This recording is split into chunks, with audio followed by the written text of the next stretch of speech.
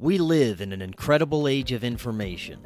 More and more, we're discovering that we've been lied to and misled about much of our human history. Cory Hughes is providing profound revelations about World War I, World War II, the JFK assassination, Martin Luther King's assassination, and much, much more on his new Substack, Bloody History. Subscribe now for as little as $5 monthly. Just click that link right in the description to get started now and learn about our true history.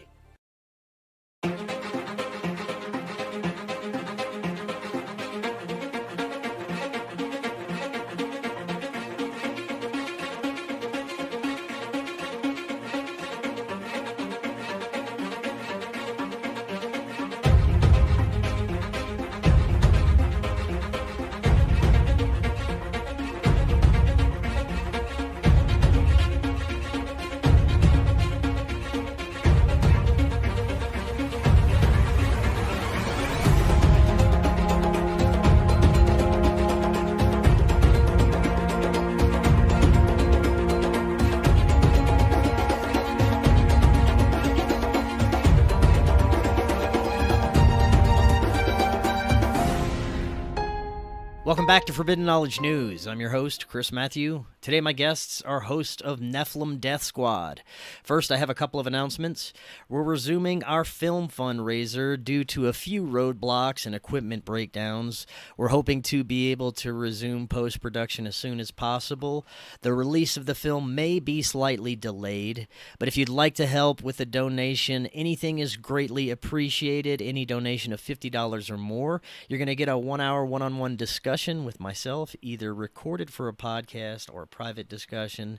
You'll get your name in the credits of the upcoming film, a pre-release showing and download, and a PDF of a warning from history. And I want to once again thank everyone for all the incredible love and support over the years.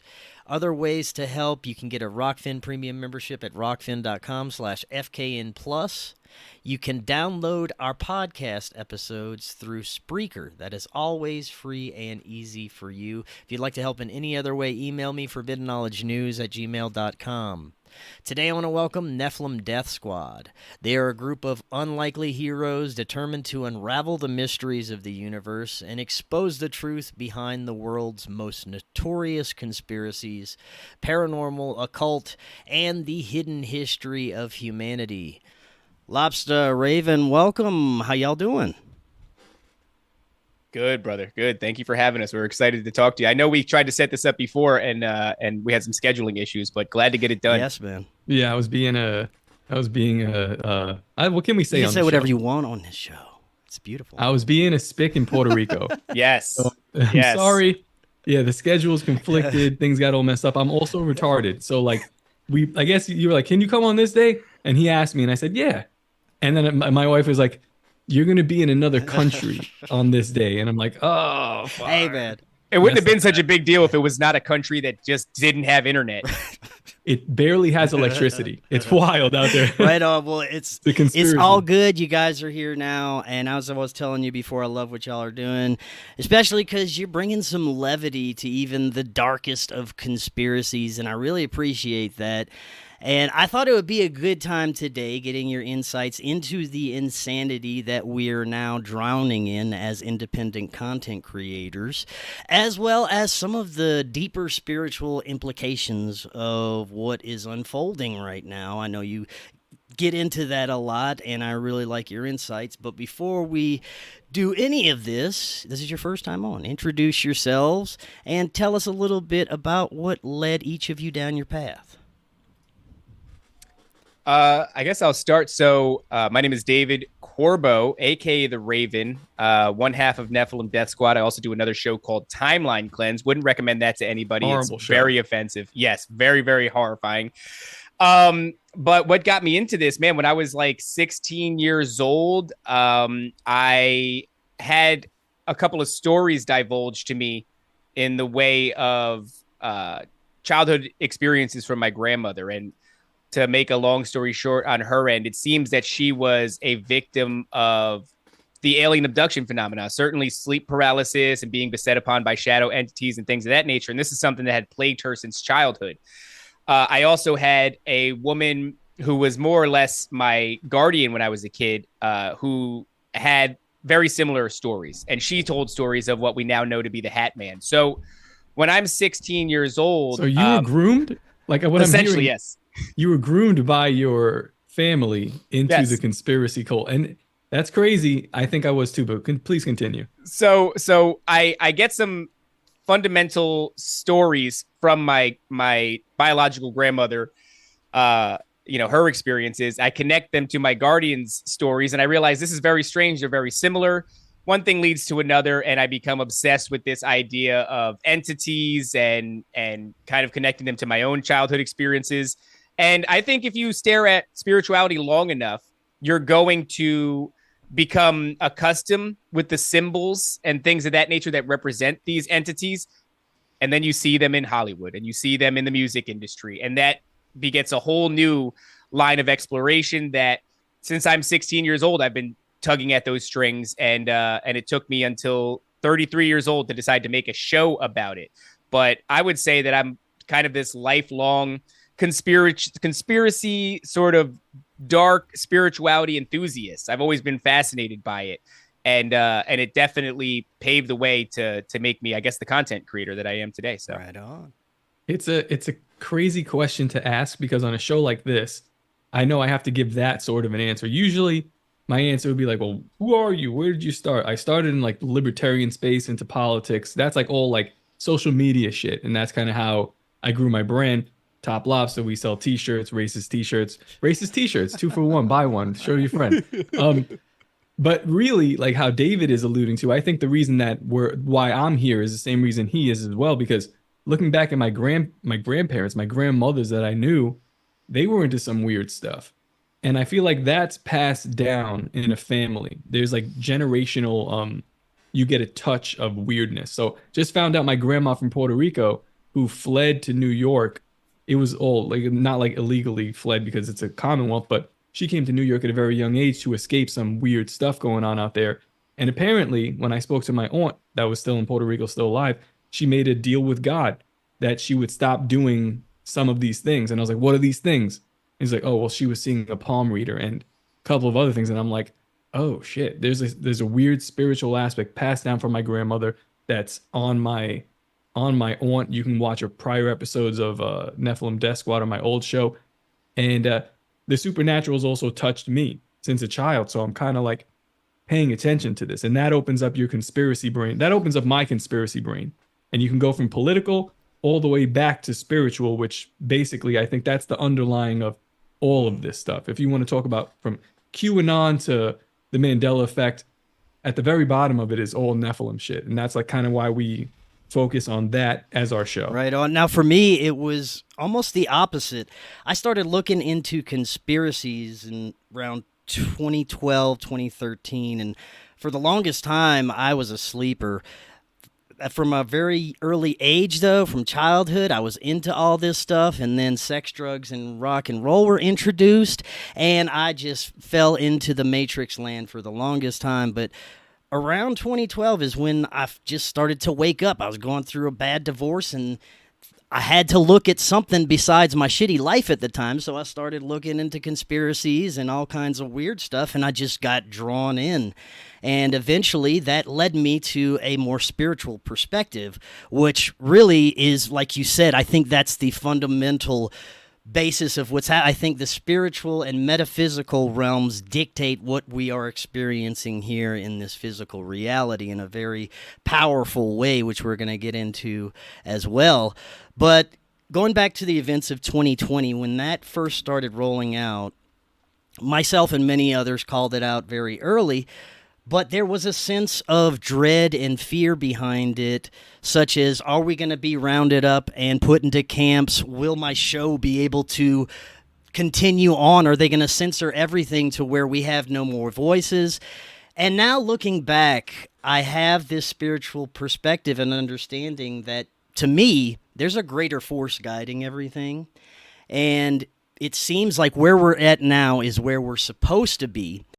If you look back at what happened from 2020 and beyond, I don't know if we would have had this many awakened souls right now on this planet if it wouldn't have unfolded as it did. So I'd like to get your thoughts on that. We'll start from there. So I think that a lot of us had that same experience. 2020 did rattle us and wake us up in a tremendous manner. I just want to say on a previous thing that you touched on, going through a divorce and having to focus on something else. There's a similarity in what I was going through, because I said that I started to wake up at 16, but at 17 I became homeless. And coincidentally, it's when I delved in the deepest, because there does seem to be, this is something I could focus on instead of the tragedy that is happening around me. So I have that in common with you. But when it comes to this idea of awakening, which is certainly true, around COVID, a lot of us were woken up to the uncomfortable realization that maybe things aren't the way that they seem. And I think it was corruption on a high level that was put on display, and certainly in a way that seemed like it was messy, right? They were dropping the ball, they were fumbling the ball, they were doing it where typically in years prior, the veil was something that you had to pull back in order to see, whether it's the symbolism or the rituals, the ceremonies that are happening, the secret societies that are operating, things of that nature. Around 2020, 2019, it was like in between acts, they were fumbling behind the curtain. And so the curtain was like getting pulled open, and we weren't even doing anything. And yet we were getting a glimpse of it, certainly with the whole Epstein thing and things. I'm just imagining. Imagine if we're watching David right now, and every 5 minutes or so as he's monologuing, somebody just pulls that red curtain behind. It's just a bunch of dead hookers, and then they close it. And he'd be like, what the fuck? That's what they were doing. And yes. Right? I agree with that. Where you used to have to look at like a stain on my shirt and the way I'm like throwing symbols up or something, and you'd be like, I don't know, I think this guy's got dead hookers. But instead, the curtain just keeps moving, and dead hookers just keep, out. Like exactly. So we're going through a lot of that during COVID. That woke people up. But I do want to say that in regards to this whole Great Awakening thing, you said that it feels like a greater spiritual force is guiding things. And I would say that is certainly true, but there are lesser spiritual forces that are reacting to that and pushing back in ridiculous ways, right? Yes. And the ways in which I've come up with an analogy that I think is pretty fitting. It's like where people go, are we in the middle of a great awakening? Are we in the middle of a great deception? Are we in the middle of a great reset? And I think that the great deception and the great awakening actually go hand in hand. And what I mean by that is, imagine that you are a person who's sound asleep, and then suddenly alarms start blaring and you're woken up out of your sleep. And those alarms are COVID, right? They wake you up abruptly. You weren't ready for it, but you're faced with this realization that something is wrong. Something is desperately wrong. Now imagine that somebody bursts into your room and starts telling you, this is what's happening right now. This is why the alarms are going off. You need to follow me. And the problem with that is, like, I saw this video recently where some chick does this really hilarious thing. She wakes up her boyfriend, hands him a stack of Uno cards, and goes, babe, it's your turn. And the guy is in such a stupor for a moment that he starts looking through his cards, and he plays the one that he thinks is the best move there. Yeah, reverse, exactly. And so in that moment, he plays it at first, but then he realizes it, and he goes, man, what are you doing? And he goes back to sleep. I'm afraid that that's who we are. In this moment, when you have a bunch of people wake up, as a young conspiracy theorist, when I was 16, 17, 18, I made a lot of mistakes. I thought a lot of things were true that ended up not being true. I thought a lot of things were coming that ended up not coming. I don't think that was indicative of being a child. I think that was indicative of being somebody who just woke up. So what happens when you have the masses all wake up simultaneously? And what if that's not indicative of childhood? What if it is indicative of waking up and they all have to go through that process? Imagine how much you were wrong. They have no fundamentals at the bottom of it either. There's no, like, a lot of these people don't have an awareness of even political ideology and what's been going on, and cultural ideology. Now they're awakened to deep conspiracy. Yes. And they're like, I've got to pick a side. And they pick a side, and then things get weird. I think that's what are those sides, by the way? Is it QAnon is my shepherd? Is it the New Age movement is my shepherd? Is it is it the Bach Saga is my shepherd? It doesn't matter what it is. I'm just saying people often make the mistake of like, if this was a lie, then this thing must definitively be true. And it's like, actually, there's a lot of branches you potentially could go down. And ultimately, there's only one truth. And so it becomes very tricky. And I think that is kind of the place that we find ourselves in right now that I'm trying to caution against. It's like, when you've been lied to, you want to jump on another boat right away because you're treading Jewish water. Stuff. Right. Well, there's even that, too. There's the whole Jewish thing. And it's like, look, there's a lot of validity to calling out the Jews, but certainly there are a lot of people that are jumping entirely in that ship. And I just want to tell people like, hey, it's okay to tread water for a while. Don't scramble onto the next boat that comes your way. You want to be the first ones wrong. Like yes, yes, exactly. So, but that's basically my thoughts on where we are, right now, especially after COVID. Right on. Any other thoughts, Lobster? Yeah, it looks like we're going to repeat World War II. Pretty cool. Yeah. I don't know, like nothing I can do to stop it, but that's where all the fingers are pointed. So, well, you mentioned the polarization and the extremes that we are being given the option, and it's not even an option because if you don't choose one of the extremes, you become the target, you become the enemy. Just because you're looking at things realistically and you're observing it from an outside viewpoint because you're not sucked into these political ideologies or any of the other polarizing issues that are tearing apart every community, not just people that are in the mainstream paying attention to it in the sleepers, but even in the conspiracy community. And if you look at it long enough and you step back and take a big picture look at everything, it becomes obvious that there's something playing both sides, that you don't want to be a part of the extreme on either side. Well, you look at the left, and the ideologies coming out of there has become so insanely dark, satanic, pedophilic that there's no way you could align with that. So you get pushed a little bit towards the right wing, and then you have the same extremes up there. You see Trump standing up giving speeches with Israeli flags behind him, and you can just think of the possibilities that could unfold just from the guise of being a savior figure in the presidential seat. So we've got these polarities that we're presented with. Like I said earlier, if you don't align with the extremes, you become the enemy, and this is the space where critical thinkers are right now. What do you guys think about that? Do you know what this is? As you're saying that, you're painting the picture, and I said it before, but it's always Moloch versus Baal. This is like, these are the choices we're given, whether you're in Nazi Germany, who was, people that this is like, we love to go back to this because that movement's really growing of people that are like unironically idolizing Hitler. And I'm like, hey, he was into a bunch of like weird occult stuff, like small G God stuff. And they're like, yeah, but the Jews. And I'm like, all right, so the Jews, the Star of Remphan, Moloch. And the other side, Baal. They're worshiping what's the god? So there's Zeus. A lot of Zeus veneration. Yeah, so Zeus, god of thunder, and then if you kind of like trace his lineage down and like the similarities that Baal has been drawn with and what Zeus looks like, people kind of infer that these were the same gods, the same fallen angel beings that are being written about differently throughout culture. But it's that guy versus that guy, and I feel like we're being presented the same thing. It's like, well, we have one side that has clear child sacrifice going on. That's Baal. No, that's Moloch today, I guess, Moloch, right? Right. Yeah.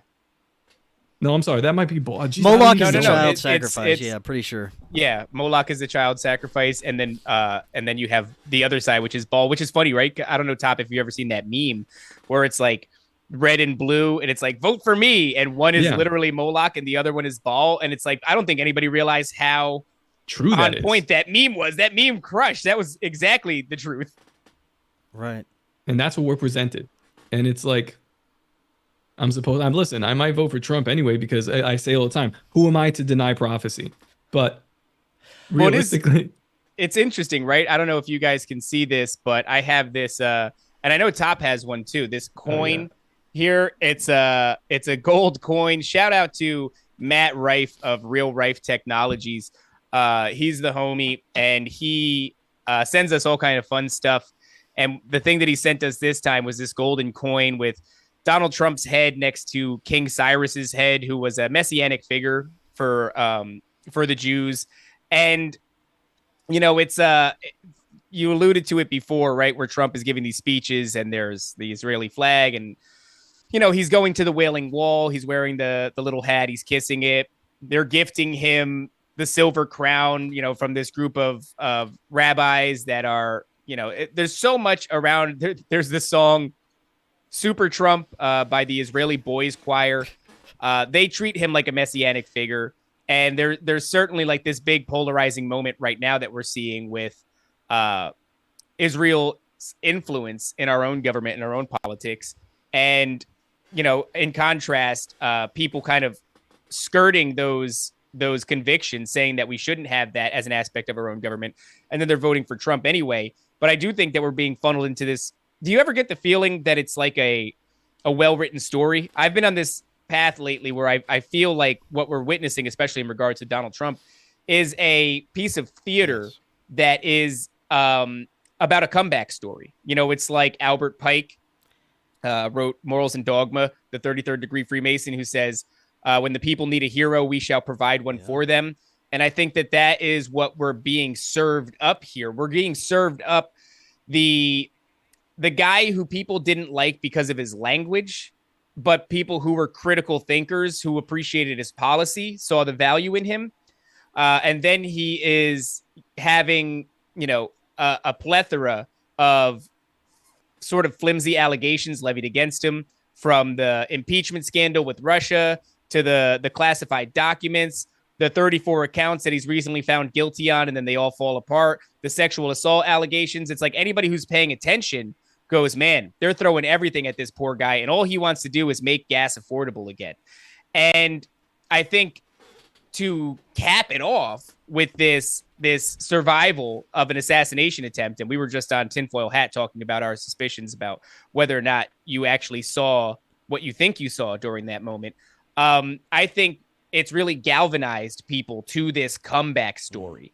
And I think people are so susceptible. I say it a lot. It's like storytelling is integral to the human experience. And it's kind of a great way to hijack our logical minds and hypnotize us. You present us with a good story and we're willing to grab the popcorn, kick our feet up, and enjoy what we're seeing. And I kind of feel like that's exactly what's going on right now. Is we're giving the guy to definitively hate, and we're giving the guy who's experiencing the comeback, who everybody's going to end up loving. And, you know, that does become really dangerous, especially in a time where, to go back to Top's point about all of this Jew rhetoric, the rise of the JQ, the noticers, it's like you're seeing this sentiment of, well, if only we had a strong man who could, you know, clean up Europe, more or less, right? It's kind of the analogy that we're going for right now. And while we're experiencing this unironic rise in Hitler admiration, we're also seeing the appearance of this strong man on the horizon. And when the people need a hero, we will provide them one. Exactly. And I think that that's where we're going. It's like, do I like Donald Trump? Yeah, I do. Do I think he's funny? Yeah, I do. I do like the guy. I do. Do I like affordable food and gas prices and a housing market that isn't, you know, destitute? Yeah, I love all those things. Do I want to stop the wars? Do I want to stop overextending our military? Yeah, I love all that. Do I hate the Antichrist? Yes. Now he checks all those boxes. You see how weird this is for me? Well, this brings us to the note that I have a star next to. Raven, it's like you're reading my notes here, but the level of theater that we're experiencing, how deep does this go? We used to experience this through events here and there, high-impact events, and symbolism. Now, it seems like they don't need our permission anymore. They're just doing what they do to such an extreme level. Maybe they think we've agreed to enough, but what they're showing us now, it goes beyond, because they have theological implications that have crept into this. They have this hero's journey on both sides, depending on what side you're looking at things. And this, again, depending on what side, this battle of good and evil that is unfolding. And Lobster, you said earlier that who are you to deny prophecy? Well, I kind of look at it as, well, these motherfuckers probably wrote a lot of what we understand as prophecy, and now they're just acting it out in a theatrical way. And they're playing on people's religious and theological understandings and feelings, and they're using that to force this prophecy onto us. And that's the way I've been looking at it, but I want to get your thoughts on it. It's interesting because all right, so there's a couple of ideas there. That idea right there could fall into the little season sort of theory that is kind of big in the community right now. And that means, are you familiar with that theory? Satan's little season. Mm-hmm. Yeah. So basically, for the listeners, it just means that we are operating in after the time of Christ's 1,000-year millennial reign, and in the time of in the scripture, I think Revelation 20, where it says, and then Satan will be loose for a little season. People think that that could be like 1,000 years, and there's some hidden history, and we're operating in that. Therefore, that would mean that Satan and his army are recreating the prophecy of the Bible, which already unfolded, to create confusion. If you don't think we're in the little season, I don't think we are. I think what's going on is that prophecy that's in the Bible about what these angels, these fallen angels, will do in the end times. They know it intimately, but they can't stop it. It's almost like they have to play it out. And I think that we're there. They have to fulfill this prophecy. They know when COVID happens, everything gets real sloppy right around COVID. Maybe they got a signal like it's almost done. Like we gotta get sloppy. We're moving forward fast. And at the same time, they have to still fulfill the prophecy. The same way that they fulfill the prophecy of God's son who will come back and die for our sins and basically take the keys of death from them. They fulfilled that prophecy on their own, even though they knew it. It's in the book of Isaiah, it's in the book of Daniel. They know about it, but they still had to fulfill it. They're the one who put the spear of destiny in his side to kill him. They're the ones who crucified him, acting under the Pharisees. So it's like, it's really a hell of a life where they have no free will because they have to fulfill these prophecies. They know them, they're running face first into them, and they're happening over and over. But I wanted to also address something. Actually, if you guys want to address that, sure. I think that's a great point, because Top and I have been kind of, I don't know if I want to say struggling with this, but it's like there certainly is an argument for a manufacturing of prophecy. And I think to ignore that is foolish. And the reason I say there's an argument for it is like, look, if you're talking to reduce the prophecies to just, sort of the things that catch your attention the most, right? You're going to have famines, you're going to have diseases, you're going to have wars, you're going to have natural cataclysms. And we've gotten to the point now where they are, in fact, burning down food production factories. They are culling herds. They are manufacturing diseases that affect the first one, like the bird flu, right? They're using HARP. Right. They're using HARP to cause these various natural disasters. They're doing gain of function research to cause the pestilence, the disease. They are obviously the driving factor behind the war. So all these things can be accounted for in a way that you can say, yes, someone is creating these things. Now, that being said, does that negate prophecy? Does it make it not true? Well, I mean, people are going to cause war. So we know that people are going to be associated with the war aspect of prophecy. And is it out of the realm of reasonable belief to suggest like, well, yeah, the reason prophecy holds these things is because man will get to a point where he can manipulate the weather. He can do gain of function research. He can destroy the food chain, by burning down this and that and introducing pestilence to the livestock. I mean, I don't know if those two things negate one another, but I can certainly say that it is obvious to me on many levels. You take just the idea of the red heifer prophecy that was kind of gripping everybody. We did a couple of episodes on it. It's a very fascinating topic, right? The idea that you have these 10 red heifers and you sacrifice them, or rather you reduce them to ash, you burn them, you use the ash to bless or sanctify the tools that you're going to use to build the third temple. And then you find out that, this here will get you into the third temple. Go figure. That's your little pass. It's like a donation to when they build it, and you show it. And are we going to show up? Oh, I'm showing up. We're showing up. Nephilim Death Squad goes to the third temple. And then you find out, it's like, wow, when was the last time they had a perfect red heifer? It's been thousands of years. Oh, and they found how many? 8 or some crazy shit all at once? Yeah. Well, how'd they do that? There is a farm. What's goal it is to genetically create the perfect red heifer. So you go, in Texas. Interesting. Why not do it in Israel if they got to be in Israel? But whatever. Who knows? I mean, somebody goes, look, if we can create the perfect red heifer, do you know how much these Jews are going to pay for these cows? It's going to be insane. So I get it. It's a business venture. But like, you go, oh, well, there's the man-made execution of prophecy aspect. So this thing shows itself again and again. And I think that much to to lend itself to the analogy I was giving before about when you jump off the ship because you realize you've been lied to, and then you jump on the first ship that goes by. I don't think that you have to say because they are manufacturing prophecy must mean then that they wrote the prophecy, or the prophecy was never real. They just want to manipulate us with it. I go, there's no reason to jump in that boat either. You got to kind of tread water and go, well, what could this potentially mean? And I think that Top is right to an extent. It's like time is short. They have to. I think they've gotten to a point where the amount of people that are going to be deceived is pretty much there. Like we've gotten to that point. You notice, like when COVID happened, a giant amount of people stepped over to the conspiracy realm, and then like there seems to be no amount of insanity you can show the other side that will get them to entertain the ideas. I think there's only a few stragglers left on the side that like is non-believers.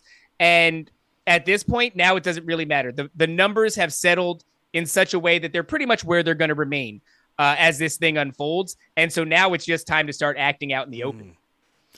You mentioned something I wrote down here too, operating without consent. So the fallen who are now in charge of, they're moving these little pieces, and they're no longer asking for consent, which is a hermetic principle, which is something that you see constantly whenever you talk about the spiritual realm, or you talk about vampires, or if you talk about what the devil has to do when interacting with God. Like Ed Mabry was telling us in the book of Revelation, basically, that cannot start until the devil has declared his plan, and he has to say it out loud. What I'm going to do. I'm going to usurp your throne. And then they go, okay, cool. Because it's all like very courtroom hearing stuff. There's super laws. Yeah. So you would always wonder, like, I'd always wonder, like, this is the worst being in the world. Why would he then ask for consent? And they always need it to do X, Y, Z. You always have to say yes. You have to invite it in. Otherwise, you tell it to kick rocks in the name of Jesus, and that's it. But now, if I was getting toward the end, and I knew I had the death penalty, I wouldn't really pay attention to these laws. I would just kind of, all right, go. And when you mention that, I'm like, yeah, it does sort of feel like they're just like, okay, go. Everything's on the table, you know? The Smith-Mundt Act for the United States. That kind of rings bells, like, can't do propaganda on our people. Then they do that in like 2013, 2012, and they go, you know what? A little propaganda on the people. Like this kind of thing. And it's like there was a law that stopped this being from doing this. Same way there's a law in the spiritual realm, but now all that stuff feels like it's off the table, and we're just like we're moving forward. I want to get deeper into who they are, as in the dark intelligences, Nephilim, Archons, fallen ones. But first, I want to go a little deeper into the level of theater that we're experiencing and the awareness that those playing out these roles have. Do you think that people like Donald Trump, Kamala Harris, have any level of awareness of the bigger picture of what's unfolding, especially the spiritual aspects, or are they just unknowingly playing a role based on the experience of their lifetime? What do you think? I think that there's been no shortage throughout human history of the elite and it doesn't have to be in a political sense either. You can go back to just like the priesthood and things of that nature. They've always communed with entities. I think that there are certain individuals they have stronger relationships with these entities, stronger connections to them, whether it be through bloodline. Sometimes I think that genetics and bloodline do have a lot to do with it. I also think that there's rituals and things that you can do to kind of strengthen that bond. And I think the combination of the two, genetics and the ritual, is probably the sweet spot. And so some of them are keyed into a lot of the information. Some of them are well aware. And then I think that there are movers and shakers who are unaware. It's like the idea of the muse, or I forgot who it was. Maybe it was Jung that said, like, upwards of 80% of our thoughts are not our own thoughts. They're actually being pulled from, I don't know, let's just call it like an ether, right? It's the same thing that when people go, oh, well, I have an artistic piece that I've mastered, or music, or a film idea, and they go, where did it come from? And they go like, well, some people will say it's been channeled, like what's his name, the guitarist, the famous guitarist, Carlos Santana. Carlos Santana says that he communes with Metatron in order. Yeah. So, I mean, Metatron's a fallen angel. That's exactly. Yeah.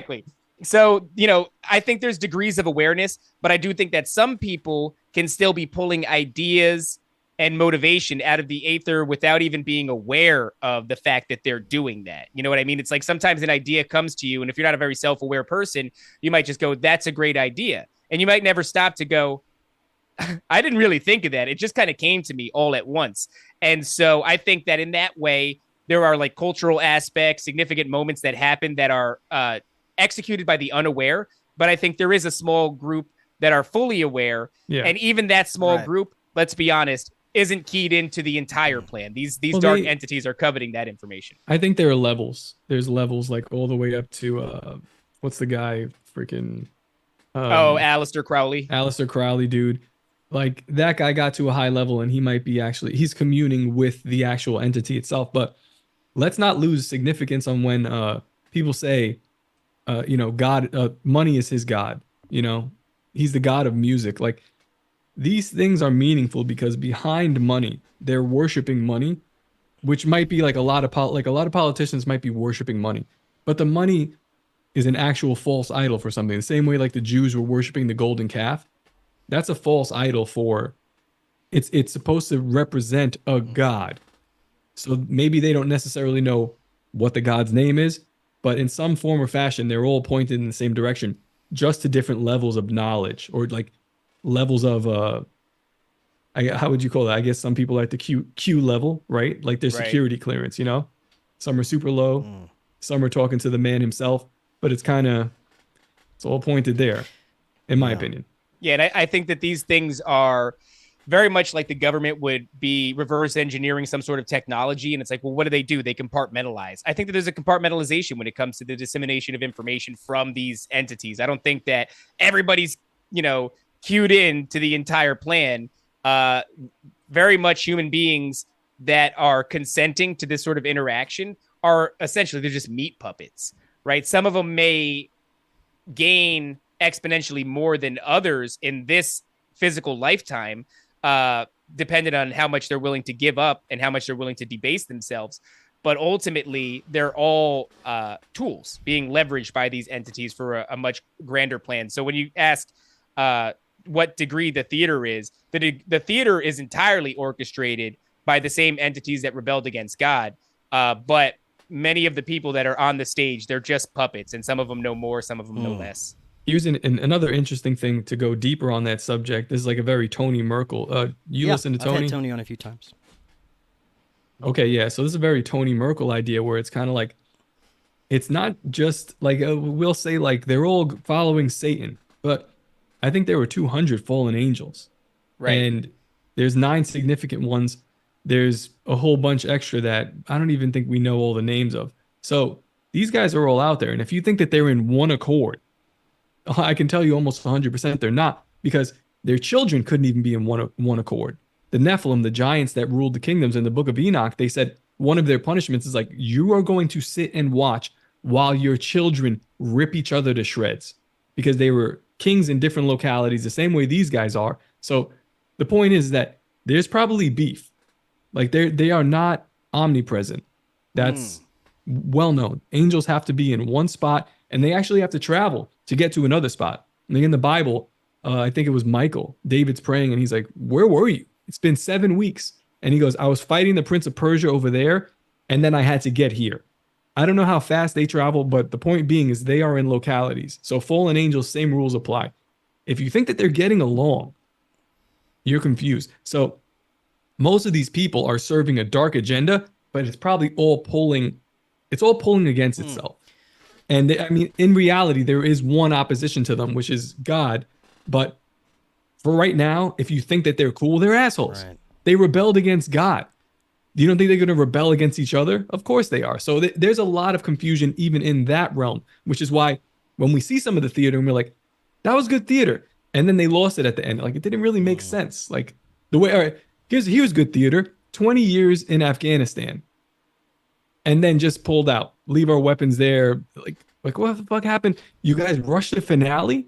Like, it's just different people. Like, it's like different gods. They're all deciding like how they're going to end this act, and they're all retarded and probably Well, I've heard so many different understandings of what these intelligences, these entities really are, and how we interact with them, how they affect us in our daily lives. It's very easy to step back and take a look at all our systems, education system, political systems, healthcare systems, and see that it's inherently parasitic and anti-human at its foundation. The more you learn about it, the more you realize, oh, this stuff is not to help me. It's to keep me unhealthy and reliant on this parasitic system.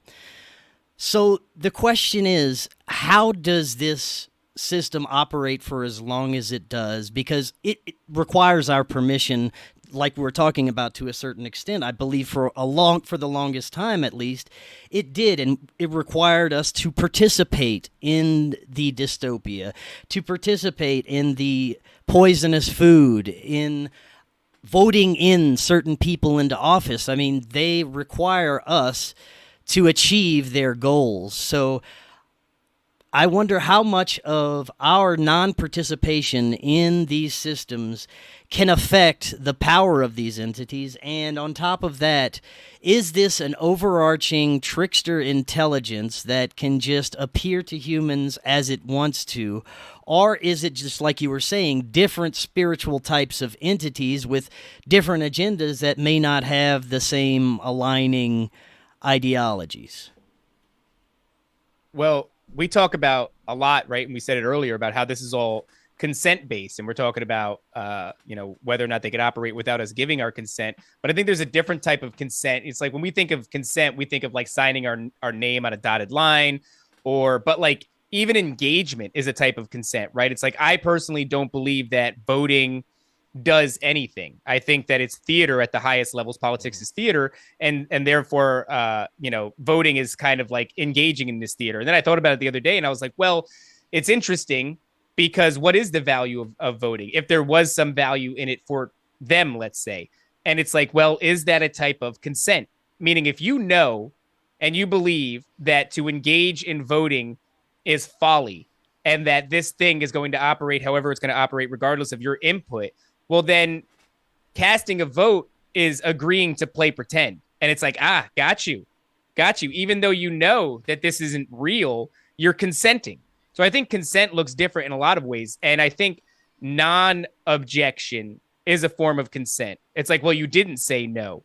And I think that if we were as a people to object to these different things, whether it's the medical institution that is parasitic in nature to us, or the monetary system that's parasitic in nature to us, I think if we were to be unified and object to it, then it wouldn't work. And the thing that makes me believe that is, look at how much effort they put into bread and circus, right? Look at how much effort they pour into keeping us docile, keeping us entertained, taking advantage of our proclivity for a good story. It's like so much of their efforts are poured into a media company, which is a fascinating thing, that it's even part of the human experience. Is like, every single day you will be tuned into some sort of piece of fiction or some sort of piece of entertainment. That is a fascinating thing that we overlook as a people. It's like, why is this integral to the experience, especially in Western civilization? So it goes to show you, these multimedia conglomerations, how big they are, how much influence they yield, how they're constantly giving us their ideas and agendas through this giant media apparatus. It goes to show you how important that is. And I think the reason it's important is because it lulls you. It makes it so that you don't stand up and object. It makes it so that you don't give consent. Even in the sense of right now we're in the throes of this big LGBTQ, LMNOP thing that's happening, and everybody is pretty well objecting to it. But if you look at how it got here, those ideologies got to the point where you're having drag queen story hours and you're telling kids to invert their penises. We got here by way of the media. It was the sneaking in. We got here by like what you're saying is it almost feels like a vote. Like you could choose to if everybody just kind of said no, and then that's our voting, and it would have been good. Unanimous no, or like 80% no. But what happened with the LGBT stuff and all the other woke, whatever bullshit you want to call it, is that 20% said no, 30% said yes. The people in the middle, they're scared or quiet or watching or dulled out watching other stories, not the story that matters. So by not even voting, they've almost like given it over to this other side to steal it. And I will encourage people to vote. I don't care which way you do vote. I think that I want to see if the left is going to try to pull off some kind of shenanigans at the office or whatever happened last time. I want to make it really hard. Like I want to know the truth. Are this many people quiet, or did you cheat this much? What is the actual truth? What do people think? Put your fucking name in that box. I really am curious if everybody participated. Is that consent?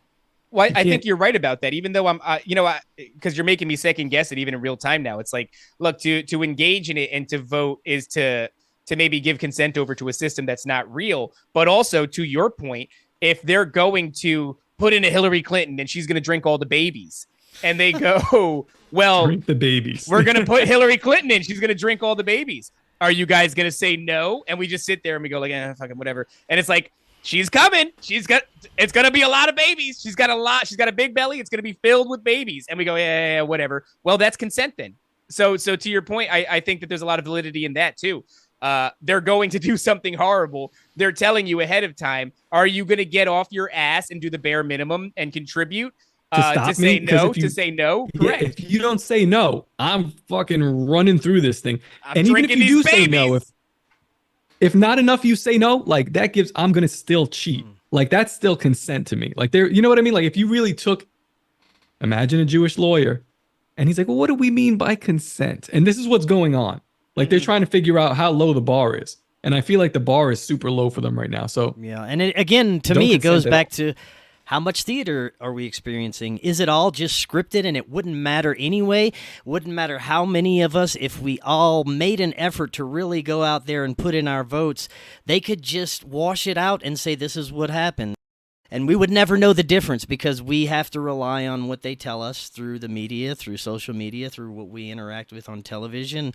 We don't have access to those ballots or anything like that. So, again, it's a question of faith. Do you have any faith in the system? Do you have any faith in the political system? I don't. That was sucked out of me years ago, so I don't participate in it at all.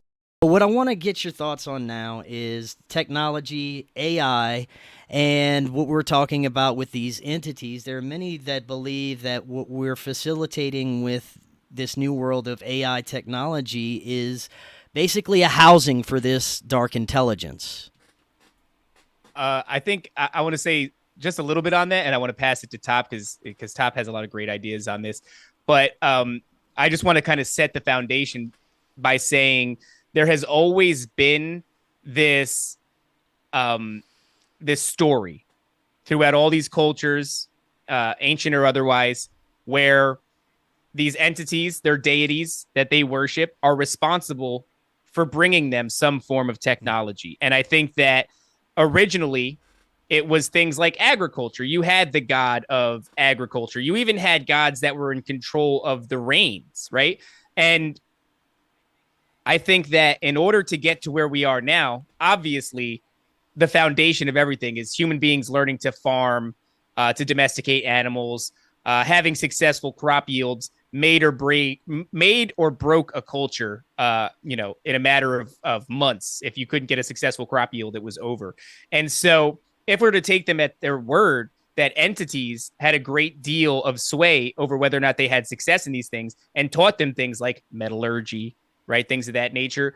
I think not much has changed. Nothing new was under the sun. Even if you fast forward all the way to the point of the crash landed crafts in Roswell that were allegedly back engineering, according to guys like Bob Lazar, whether or not it crashed or we were allowed to, get our hands on those remains, a lot of people suspect that sort of technology is responsible for the giant leap in technological advances that we experience after that. And so I think that a lot of things we're seeing today, whether it's AI or CERN, these things all tie together. I suspect that they exist in a spiritual realm and they can possess us temporarily and have access to our physical bodies, sort of, as a passenger. And maybe they could even push our conscious to the back seat and gain a lot more control of our meat suits. But I think they're limited. And the way that they break those limitations might be through technology. Lobster, what do you think? Yeah, I before we even had a show, I did a long tweet thread that went viral about I was like, how come every time you generate an AI image, it comes out with 6 fingers? And at that time, at that time, the generation of AI art was right there. It was like, it was a good, uncanny valley, weird, but the finger's always wrong, always 6 fingers. And then I just started to extrapolate, and I was like, well, let me tell you about the Nephilim. And people were not ready for it. They're like, this guy's a fucking retard. Blah, blah, blah, blah. I was like, fine. You're right. But how come, like, less than a year later, we have the Ouija board who has decided that, I guess, factories in China are too expensive. So like we need to make this thing an app. And they make the Ouija board an app, and they use AI as the planchet to answer you. And I'm like, oh, no. I know what a Ouija board is. That's you talking to demons or whatever entities are in that locality, in that room, or you've summoned. What is AI? Why does it operate the same exact way?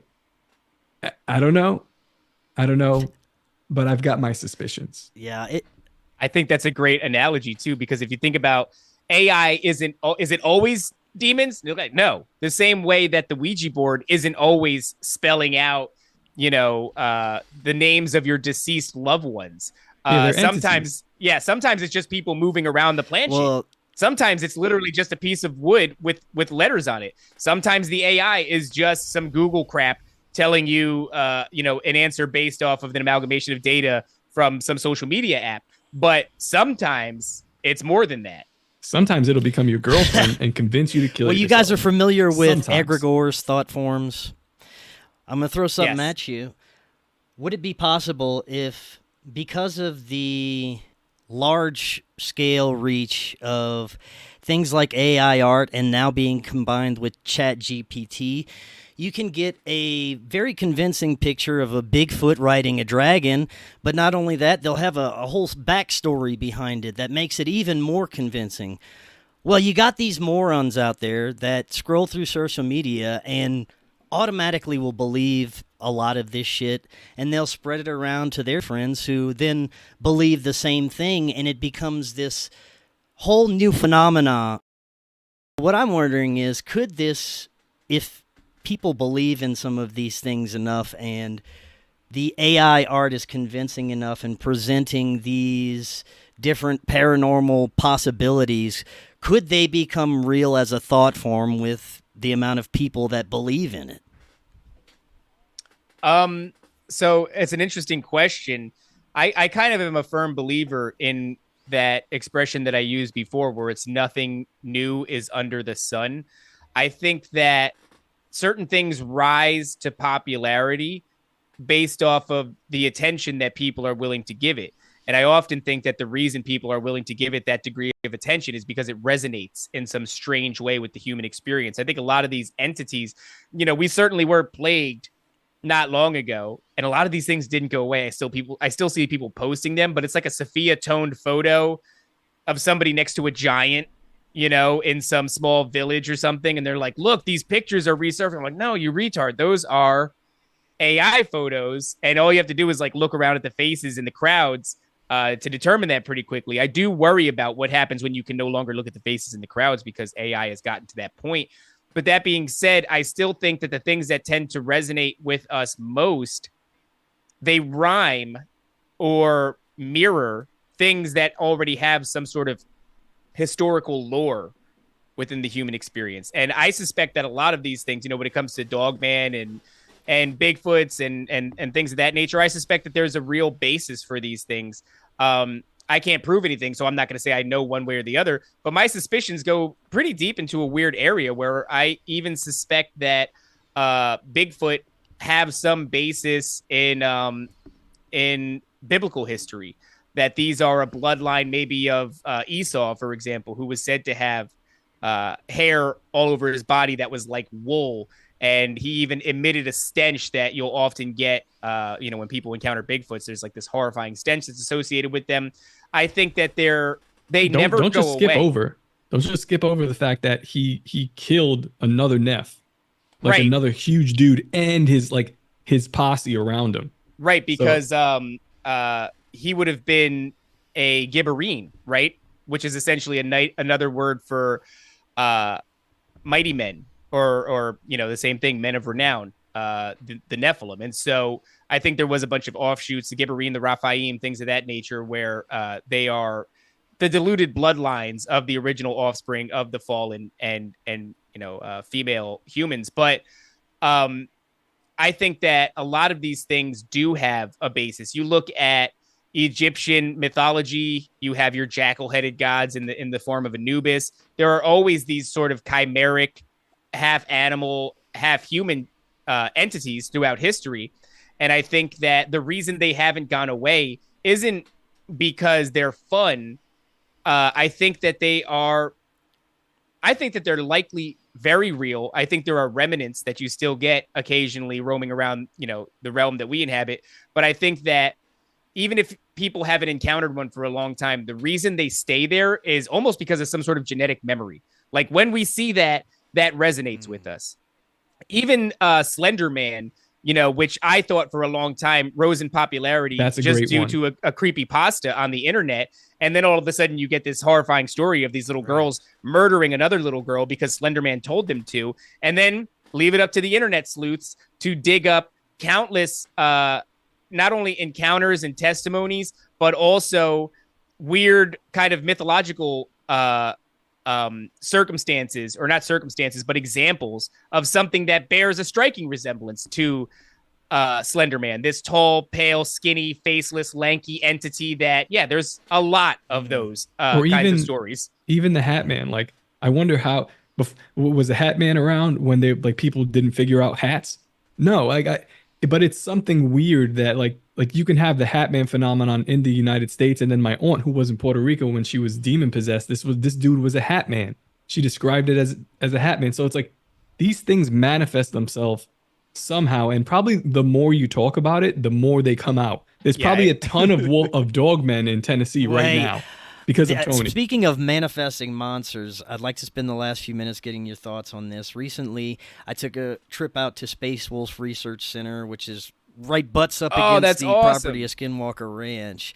And the amount of interest in that area from the Pentagon, military, aerospace companies tells me that it makes me nervous, first of all, but it tells me that there's something very powerful that they're looking for out there, and whether you believe in that shit or not, they do, and they're trying to harness this, weaponize it, do something with it. But the concern I have is that they don't know what the hell they're doing fundamentally, and what could they, maybe they're opening portals. Could they actually bring monsters into our reality? Also, you look at things like CERN. So there's definitely something happening in those areas, but on top of that, we have high-level interests that are fucking with it and poking it with a stick.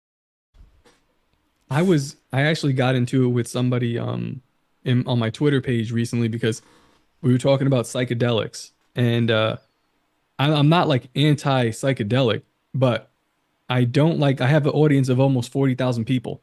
I'm not going to go out there and be like Joe Rogan, like, do psychedelics and lay in a fucking float tank. Don't do that. Yeah. Like, I don't know who I'm talking to. There's a lot of you guys out there. If you know yourself, then figure it out. That's like a decision you need to make on your own. But be aware, you're opening a portal to another realm you know nothing about, and you have no idea what's there. That's especially a good reason why I can't tell my audience to do this, because they are all over the place.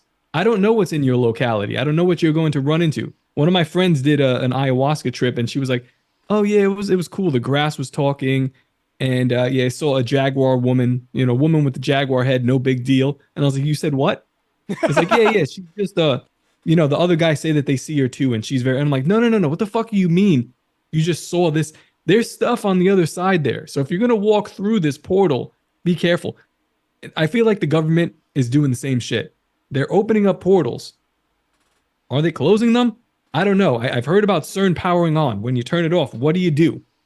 Or are you just figuring out this stuff as you go, which is very like our government. Like, we're like, we don't know. We'll throw the fucking nuclear bomb over here, see what it does. Nukes are fake. But what are you guys messing with? What's coming through? What's going out? Very dangerous stuff. And I think it has something to do with like the magnetic poles that are underneath Skinwalker Ranch and, the adjacent ranches as well. It has to be something to do with that. That's what Tesla was into, right? Well, to that point, and I do want to go back to something you mentioned earlier, Top, when it comes to this Hat Man phenomenon and how it's present, you said in Puerto Rico. One of the examples I love to give, because people go, oh, the reason he has a duster coat and a hat on is because it's kind of a Western culture thing.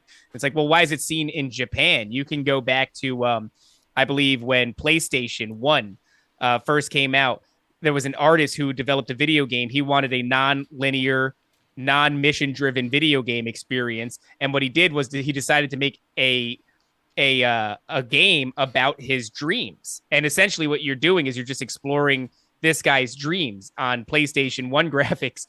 And a lot of it didn't make any sense. Nightmare. Yeah, it was like a nightmare. It was like you would look at a painting. If you interacted with the painting, next thing you know, you'd be in a different place. It was, jarring and confusing, just like a dream is. But at one point, you are in a town where nobody else is, standing in front of a man that is a silhouette, and he has a black duster coat on, and he's got a black hat on. Well, he is a silhouette, so everything's black. And the guy's like, yeah, that was a dream that I had. Oh, you had a dream about a man in a duster coat with a hat. So that's interesting. It seems to transcend Western culture, that's for sure. But when it comes to these kind of, portals and the government getting involved with it, it's the same way, Top, when you're talking about doing ayahuasca or doing a psychedelic and cautioning people against it. I think it goes back to what we were talking about before. You're engaging, even if you don't want to take it in the strictest sense of opening up a portal, you're consenting in the way that, like, you've shown up to their realm. You're showing up to their door and knocking, right? And that's certainly a form of consent. You're asking, in a way, for engagement. You're going around and exploring in their realm.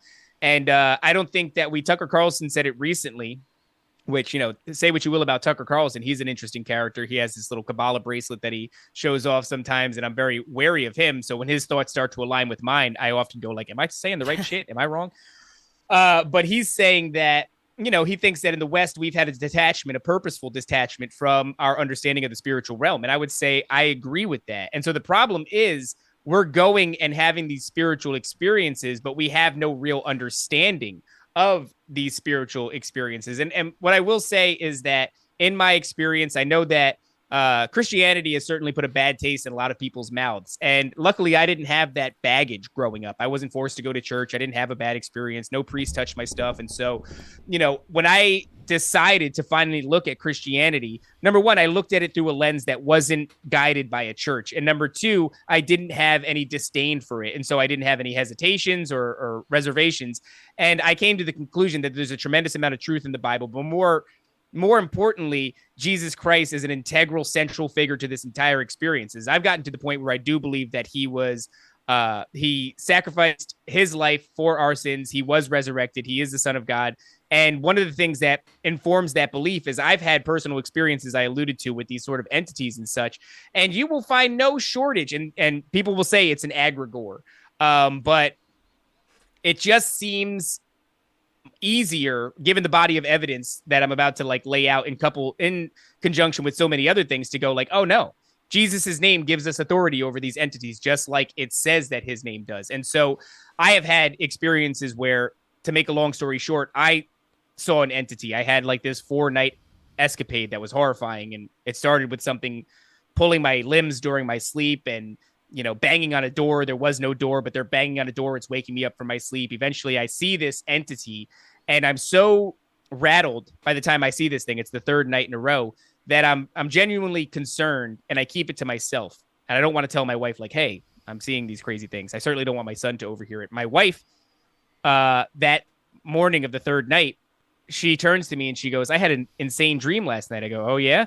She goes, yeah, there was this entity, this demon pushing you down into the bed, choking you. And I couldn't move my body. I could only move my eyes. And I wanted to help you, but I couldn't help you. And I go, fuck, that's crazy. And she goes, yeah, this is what it looked like. And it looks just like the thing that I saw. And I keep it to myself because I'm as a father and a husband, I'm really, I don't have a lot of solutions here. I really wish I had one, but indulging in this doesn't seem like a good idea. So I keep it to myself. And on the 4th night, my wife wakes me up. She goes, look at this video. While you were sleeping, your throat where you would put your fingers to check someone's pulse is just throbbing. She's like, it looked like you were having a bad dream. I recorded it for only 5 to 7 seconds. And then I woke you up because I felt so bad. And I'm watching this video and I'm playing it back and watching it. And suddenly my son, who's sleeping on an air mattress at the foot of the bed, starts screaming. And he's not even awake. And as he's screaming, he then sits up, but he's still asleep and he's still screaming and crying. And we finally get him to, we console him and we get some information out of him. We go, what's the matter? What's the matter? He goes, I had a nightmare about a monster. And I go, okay. And he goes on to describe the monster exactly as the one that I saw in my dream, exactly as the one that my wife saw. At this point, I am not a Christian, but I am a career conspiracy theorist who's, delved into all this spirituality for all these years. And in a moment of desperation, I had no other recourse whatsoever. I don't know. I've still yet to have an explanation. What would you do? What would somebody else do? I prayed to Jesus Christ for the first time in my life, and that instance stopped. And ever since then, it allowed me to turn a corner and start exploring this with real scrutiny. And it's only been vindication after vindication after vindication for the past 4 years. So, I think people have to ask themselves, you're going into a spiritual realm. You don't have any understanding of it. And if you are going to go there, I would recommend having some sort of basis relationship with Jesus Christ, because why does his name stop these sleep paralysis experiences? Why does it cast out demons? Why can it stop alien abductions experiences? Even when people encounter cryptids in the forest, whether it's Dogman or Bigfoot or any of these different things, why does it stop when they call upon the name of Jesus Christ? And people will say, well, allegorically, you could call on, I'm sure there's stories and maybe you can find them. Somebody called on Muhammad, somebody called on Buddha. I'm talking to the tune of thousands of testimony. And we've delved into a lot of testimony. We listened to we've had on John Joseph is his name. Oh, Joel Joseph. Man, I feel so bad that I'm forgetting his name. It's the same JJ. He's a MUFON investigator. So he kind of detailed every case that he's written down, and he has a book full of them, which is insane. So it's not just a one-off kind of thing. This is it's a pattern, and we're noticing. Yeah. Yes. Right on. This stuff is fascinating, guys. This was a great conversation. We'll definitely have to have you back on.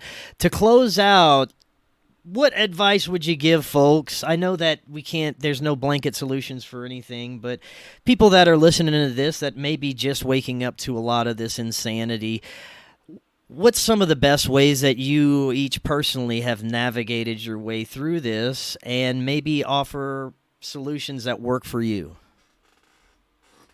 I'll just start by saying, pump the brakes. There's no reason to jump all the way into a water just because you've been deceived in the previous one. It's very much the same thing we've been talking about, the Jews and Hitler. It's like people are noticing that the Jews have a disproportionate amount of influence in American culture and all these different mechanisms. And then they go, so therefore Hitler was right. Hitler must be. Yeah, exactly. And it's like, you were lied to about what happened in Germany. You were lied to about Hitler. You were lied to about the Nazis, and you're lied to about the Jews. But that does not mean that the exact opposite must be true. And so I understand that when you are deceived, it enrages you in a lot of ways. And just don't fool yourself into believing that you can go on to look at information while you're emotionally charged and not be deceived again. Because that's exactly how you get deceived. When you start to look at something, it's the same thing if you're fighting. I'm a mixed martial artist for a long time. And it's like, when you're fighting, you don't really want to get emotional. Some guys do great. Some guys can go in there really emotional and mess with it, but you don't want emotions to get in the way. You want to analyze. You want to take in information and make educated decisions. You don't want to be emotional. You never make decisions in emotion. And so I would say, yeah, my advice is, things are really crazy right now. A lot of you guys have just woken up. There's nothing wrong with having just woke up in 2020. Better late than never. You're going to make mistakes. I've been wrong more than I've been right as a conspiracy theorist. And thank goodness that the stakes weren't high. The stakes are high right now. The reason the stakes are high is because everybody else is waking up at the same time. And when giant swaths of people are wrong together, that's when gigantic mistakes happen. So and pump also, the brakes. We've decided to do a thing where if we are successful, it'll be in front of those people's eyes. So stakes are quite high, David. Yes. Yeah. So, I mean, guys, just pump the brakes. There's no reason. There's no amount of information that you could take in that's going to be bad. Learn as much as you can. Don't make decisions in an emotional state. And also be cool with being wrong, because unless you're way better than me, which a lot of you guys are, I'm half retarded, but you're going to be wrong too. And you better get used to that. And you better be able to detach your ideas from your identity and drop those ideas when they no longer serve you. Right on. That's a lot of weight. You said a lot, David. I'll keep it simple. My advice to the people is to be racist. And I know it sounds crazy. I can explain. we lost the host. That's fine. Like, I can explain. I will not explain. And I will not elaborate. That's it.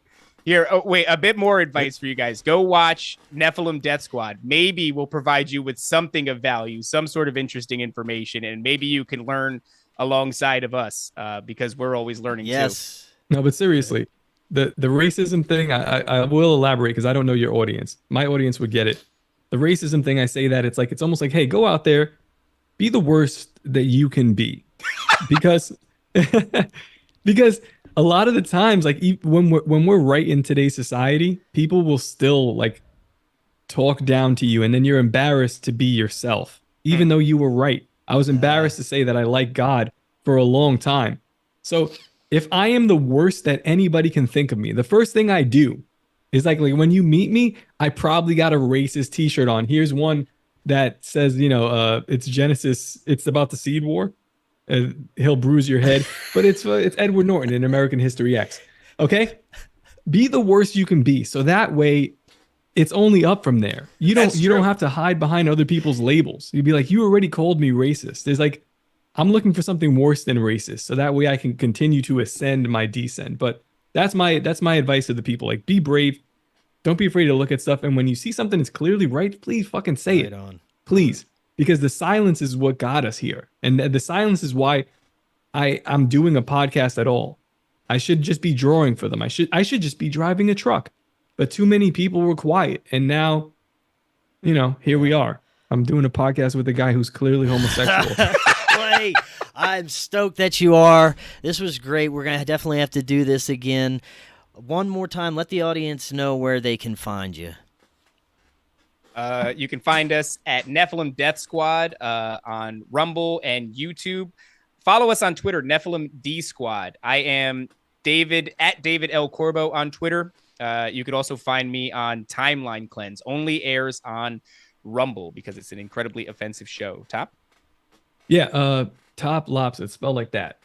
Top Lobster. TOPLOBSTA on Twitter. I have a website where I sell racist shirts, among other things. Sometimes racist hoodies as well, depending on the season. But please go there. And if you like some of the comedy that, I don't know, if you laughed a little bit, go check out Tower Gang. Tower Gang is it's my little retarded baby. And, we still got to look after him. So check out Tower Gang. It's funny. Gentlemen, thank you so much. Can't wait for the next time. And until tomorrow, everyone have a wonderful evening. We will talk then.